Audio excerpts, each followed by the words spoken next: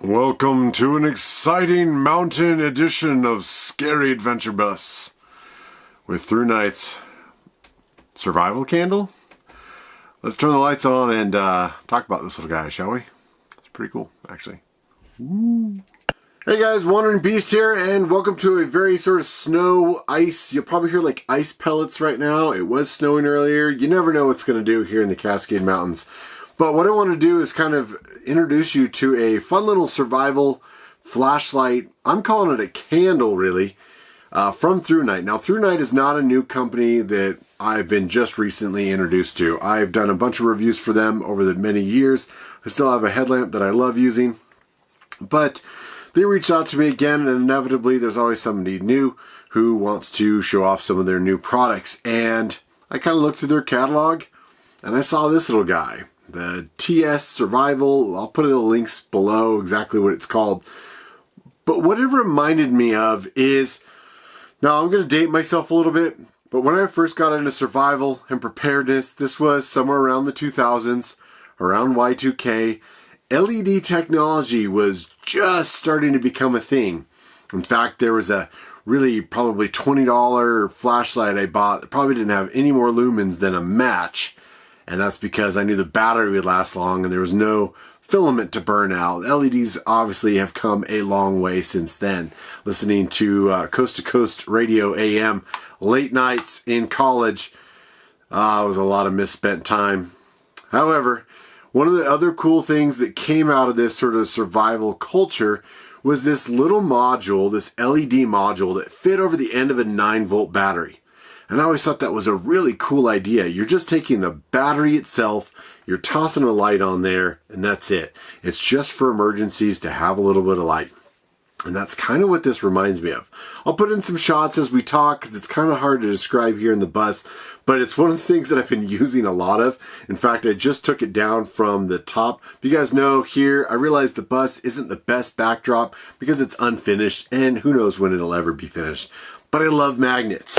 And I love sticking flashlights and magnet hoops to everything in this bus. I left exposed metal. I added exposed metal, you can see, to the ceiling so that I can just add this anywhere. Unfortunately, my hood for the Adventure Bus is fiberglass, so I haven't used it to work onto the truck. But there is a little sort of hook magnet here. And again, I'll put in some better shots as we go.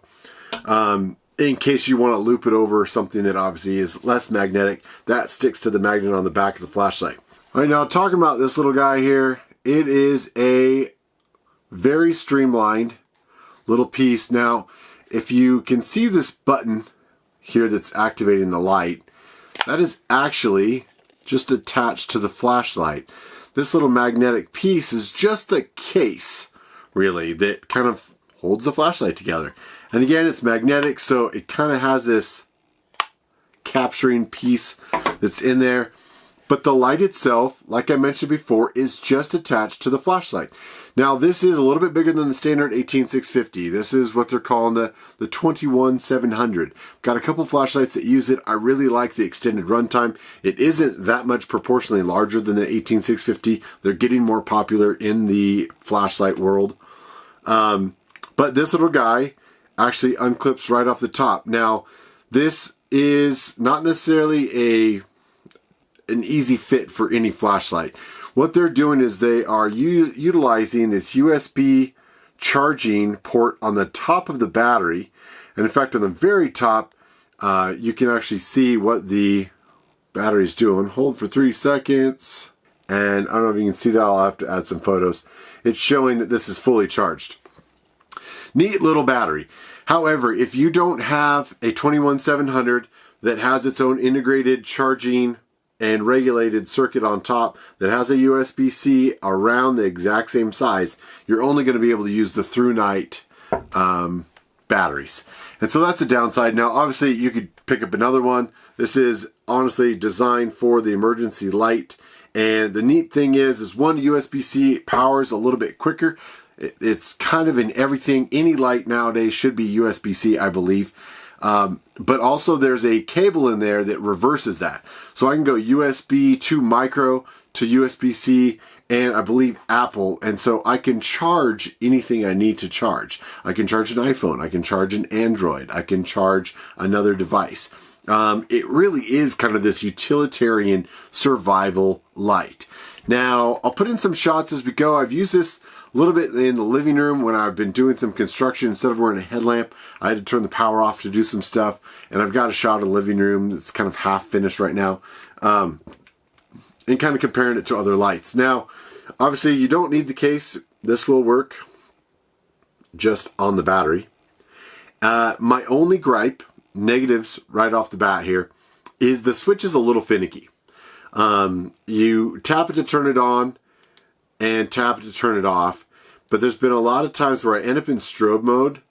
If you press and hold, it'll go to medium, press and hold, it goes to high, and honestly, guys, this puts out a good amount of light. The shots I have in my living room around the bus are usually around medium. If you put it up to high, it does a pretty good job of lighting the space. Now again, slide it in this little magnetic cover, stick it on the roof, on whatever, on the side of a car, and you've got a great emergency candle, emergency light that's going to last a long time. All right, now to give you an idea, I think this is on medium or high, and how much light it's putting out. I use a micro four thirds camera. They aren't the best in low light, but this is enough light to keep me focused. You can see it's got kind of a little bit of an amber tinge, which is why it also reminds me of a candle. That domed reflector on there just kind of helps diffuse the light. And honestly, what I've been using this for lately is just setting up near what I call my kitchen area, soon to be a little kitchen dinette area. But when I'm making coffee in the morning and everyone else is still sleeping, this is just a little light. Right now I only have the main lights of the bus, and they aren't individually area controlled. It's just on or off. So I augment my lighting here in the bus with smaller lights so I can get things done without having to wake everyone up.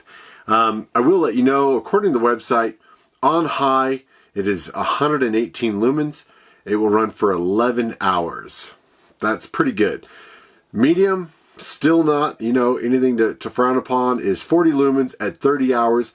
Low is 5 lumens at 180 hours. Now, 180 hours is something like 6 or 7 days of just non-stop. If you're locked in a cave hiding from vampires, you can go 6 or 7 days of 24-hour light coming from this candle. That's pretty impressive. Guys, wrapping up the TS2 self-rescue light from Thrunite. It's a pretty cool light. I think the only downsides that I see is the switch is a little finicky. The battery has to be pretty exact, if not just the Thrunite battery itself.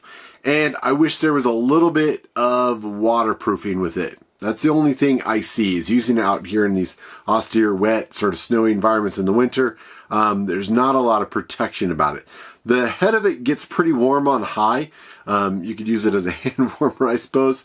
But I think the pros much outweigh the cons. It's a nice form factor. It's got a great run time for something that you can just put in your emergency kit. In fact, where I've had this is in kind of an emergency fanny pack that I built out last early winter, and I've been carrying through the winter. Eventually we'll probably go over that. But I think it definitely has a place in sort of a survival little go-to box or backpack when you need a light. It isn't going to be anything that you're going to be hunting down zombies with.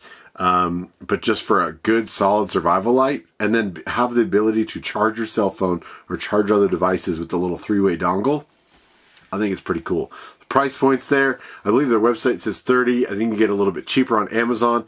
I believe they're going to give me a discount code, so I will put something down below. Look for it in the info box. But anyway, guys, Wandering Beast, I'm going to get going with a few more lighting reviews while we're out here enjoying the backcountry.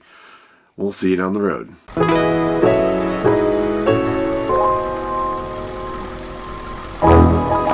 Thanks for all the love and support. You guys are amazing.